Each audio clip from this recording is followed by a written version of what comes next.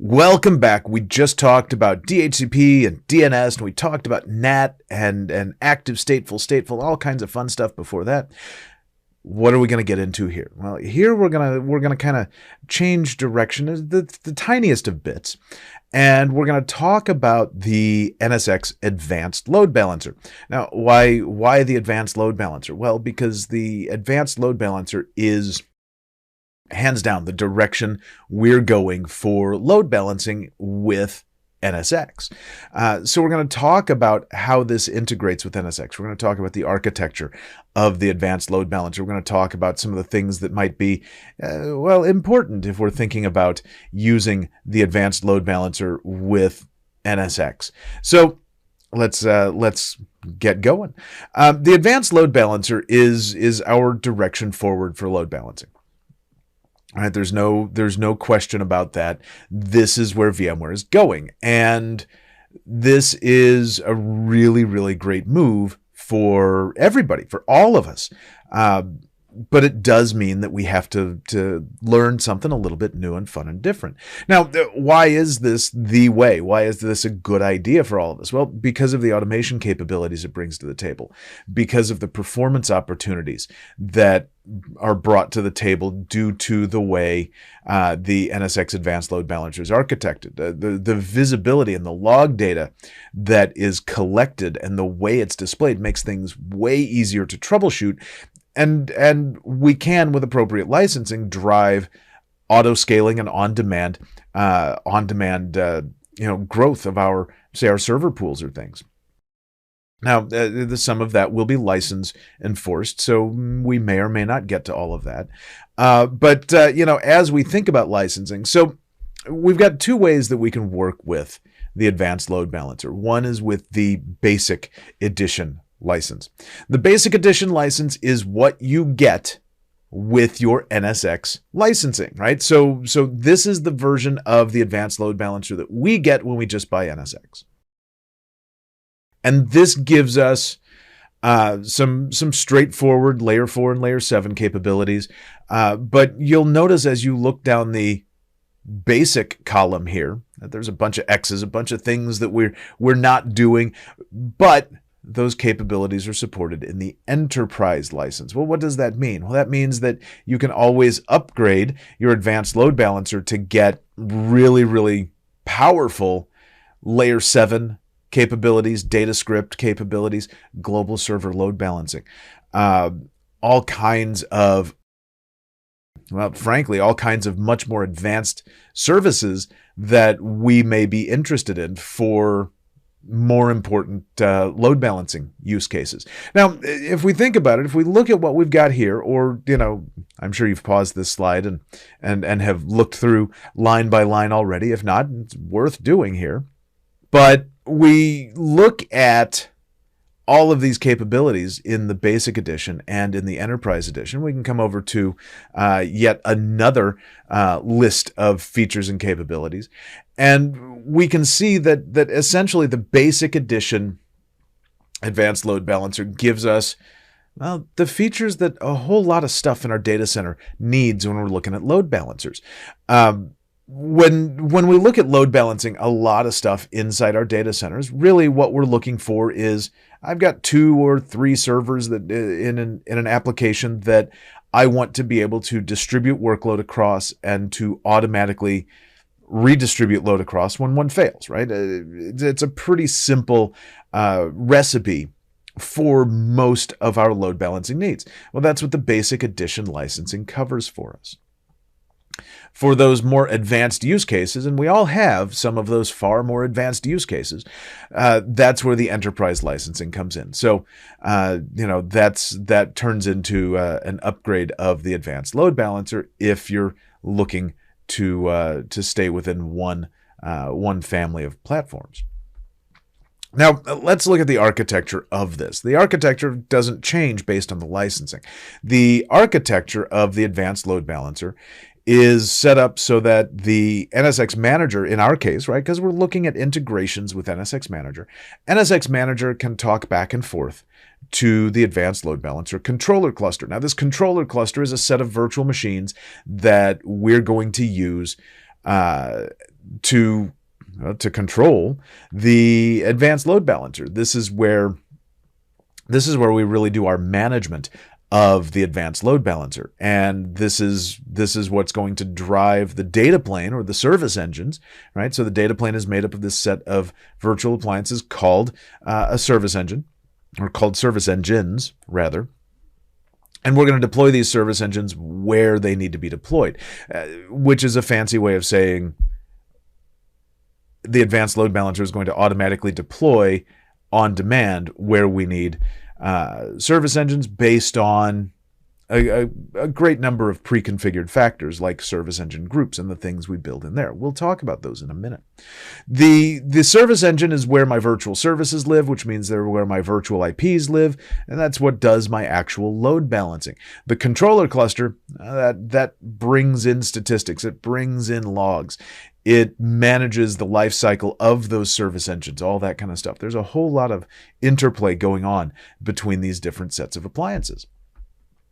Now, when we deploy the advanced load balancer, there's going to be very likely an NSX piece of this where we're going to use the NSX UI to deploy the advanced load balancer controller.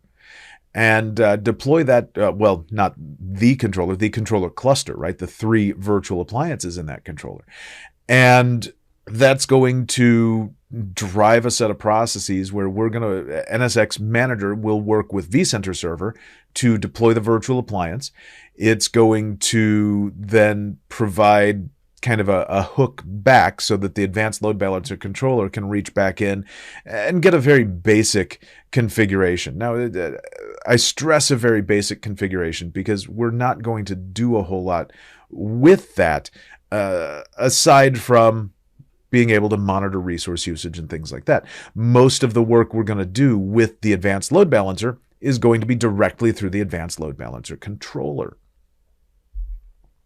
So we're going to use that advanced load balancer UI to configure our cloud connector. The cloud connector is the piece in the advanced load balancer that talks to, in this case, NSX. And so we're going to use the advanced load balancer UI, probably, to manage that, to build that, to control that. The advanced load balancer controller, based on our configurations, will deploy service engines. In the service engine groups, it'll maintain the life cycles of those. It'll expand and contract those service engine groups and the number of service engines deployed over their life cycles. Now, in order to work with the advanced load balancer, what do I need to do? Well, I need the advanced load balancer controller cluster deployed. I need the cloud connector that we managed. And I may need a service engine group. Now, I say may need because we have a service engine group deployed as part of our base configuration, right? There's a default service engine group. And I may look at that and find that that suits my needs just fine. But it may not. If it doesn't, well, then I can go in and go ahead and create service engine groups that suit my particular needs. So here we see in the NSX UI where we can go in NSX appliances to deploy the advanced load balancer controller nodes. And we can set this up to deploy controllers from a web server, right? The advanced load balancer controller virtual appliance file will probably be on a web server for us to pull in, or we could upload directly. We make a note here that the virtual IP, right? Because we've got a cluster VIP, just like we would on our NSX appliances. We've got a cluster VIP that we can configure. Now, the advanced load balancer is a little bit different than NSX in that if I want to use this cluster virtual IP, I have to configure this virtual IP before I deploy my virtual appliances, before I deploy my controllers. So keep that in mind as we are planning our advanced load balancer deployment. If I want the VIP, I need to set it up ahead of time. We also need to make sure that as we're thinking about setting this up, as we're preparing to set everything up, that I have a data plane and a management plane overlay segment for my service engines. These are going to be overlay segments that sit behind some kind of a tier 1 gateway in my infrastructure. We're going to define these in the cloud connector, but these are how my service engines, how my data plane is going to communicate, right? We're going to use the management interface, the ETH0 interface, to communicate back and forth to the advanced load balancer controller nodes. And the ETH1, or the data plane interface, is where the virtual services are going to live, the virtual IP. And it's also the interface we're going to use to communicate back to the server pool. So we need a routed infrastructure available to us for the advanced load balancer service engines. Now, when we create our controller, or our cloud connector rather, this is where we're going to define that management and one or more data plane networks. And we're going to also need the tier 1 gateways to which those are attached, and the transport zone. Now, all of these things that we're looking at, the transport zone, the tier 1 gateways, the overlay networks for management and data plane, those have to be pre-created. The advanced load balancer will not build those for us. We have to configure those ahead of time. So keep that in mind as you're getting ready to set up your advanced load balancer. So looking at the cloud connector, here we are in the advanced load balancer UI, looking at the cloud connector, and I'm going to plug in information. What's my cloud name? What's the cloud object name, I suppose is a better way of putting it. Things like that. Things like, what are my object prefixes? Do I want to use DHCP for my service engines? Things like that.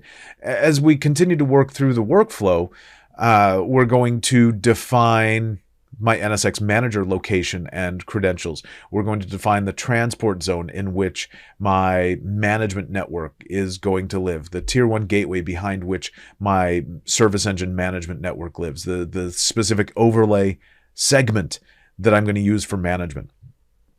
So what we're doing is we're telling the advanced load balancer that when we deploy a service engine, this is where that ETH0 connection is going to be plumbed. The second section here, highlighted in blue over at the bottom on the right-hand side, well, that's defining the data plane network or networks that we may want to use depending on our topology.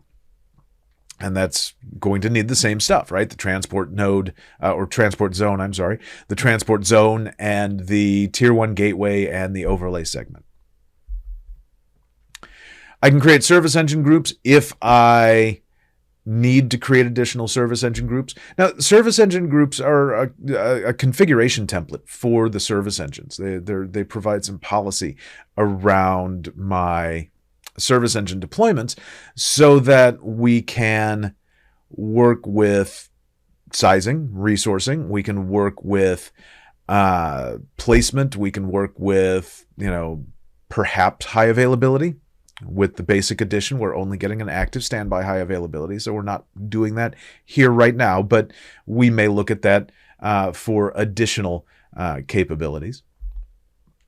And then we can start looking at the different objects that we may create, right? Whether it's a virtual service with its virtual IP, those are going to be associated with a service engine group.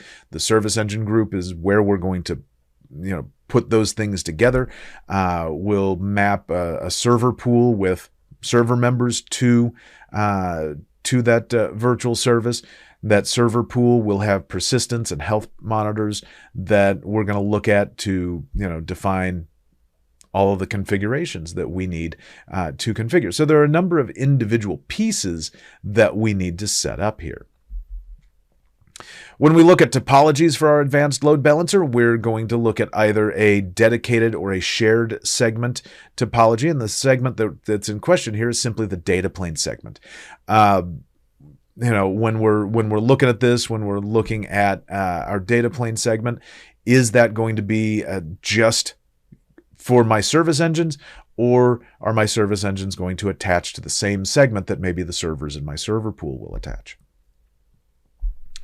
Now, when we're setting this up, what we want to think about, because these are load balancer VIPs that we're setting up ultimately, I need to remember to advertise load balancer virtual IPs on my tier 0 gateways and my tier 1 gateways, right? Advertise on my tier 1, redistribute on my tier 0 so that things outside of NSX can get to the service engine or the virtual IP more specifically.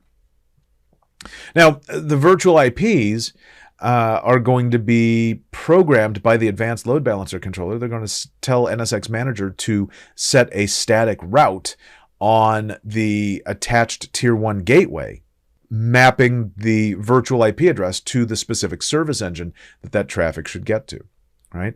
So we've got a couple of things going on, right? One, that static route is being programmed. Now, you don't actively have to worry about setting up that static route. The advanced load balancer does that for us. We do, however, have to worry about setting up route advertisement of my load balancer virtual IPs and route redistribution of my load balancer virtual IPs.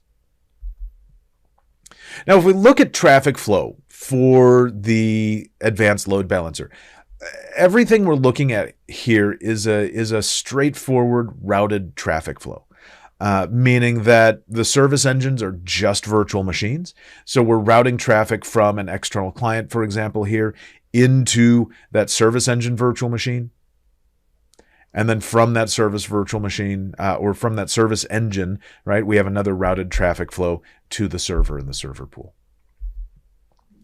If our clients are east-west instead of north-south, well, the same sort of thing, right? Again, just a regular routed traffic flow. From the client, we're going to route traffic to the service engine, and then from the service engine, we will route traffic over to the destination server, and then back through. If my client is on another gateway, well, the same thing. It's just a routed traffic flow. There's nothing unique going on here with traffic flow to or from the advanced load balancer, right? We're following standard routing rules.